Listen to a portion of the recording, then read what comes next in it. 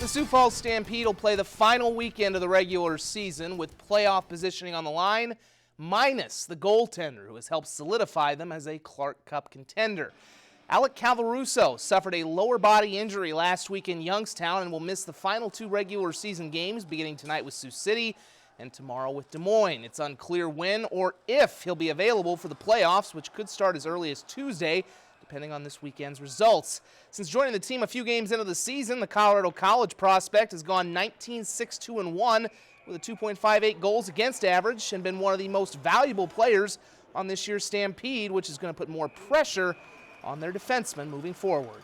While we score a fair amount, we give up a lot of good scoring chances. We've had pretty good goaltending this year, but we have to clamp down a little bit defensively in our own end. I think that's the big thing. The Herd will turn it over to Jackson Stauber in net tonight. He's 8-6-2-2 with a 3.09 goals against average.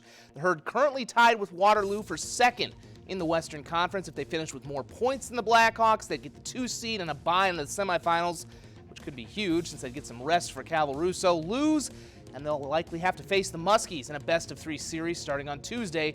Tonight is also the start of the NAHL's Robertson Cup playoffs with the Aberdeen Wings hosting Austin in the first game of their best-of-5 series. We'll have highlights from both games tonight at 10 o'clock. Adam Thielen's first contract with the Minnesota Vikings as an undrafted rookie free agent in 2013 was for $1.48 million over 3 years. It's safe to say he's earned a bit of a raise, which he got today. The Vikings inked the Minnesota native to a contract extension reportedly worth $64 million over 4 seasons with the potential to reach $73 million. Working his way up from the practice squad, Thielen has become one of the top wideouts in the NFL. Last season, he made his second consecutive Pro Bowl after hauling in 113 passes for just under 1,400 yards and 9 touchdowns, all of which were career bests. With the smashing success of its basketball tournament at the Sanford Pentagon, the Northern Sun Intercollegiate Athletic Conference, try saying that 10 times fast, has decided to put another postseason event on Heritage Floor. The NSIC volleyball tournament will for the first time be held on a neutral site at the Pentagon beginning in 2019 and running through 2021 at least. In the prior format, the first 4 games of the tournament were played on campus sites, with the semifinals and championship being played on the home court of the highest remaining seed. Now all 8 teams will play at the Pentagon over the course of 3 days.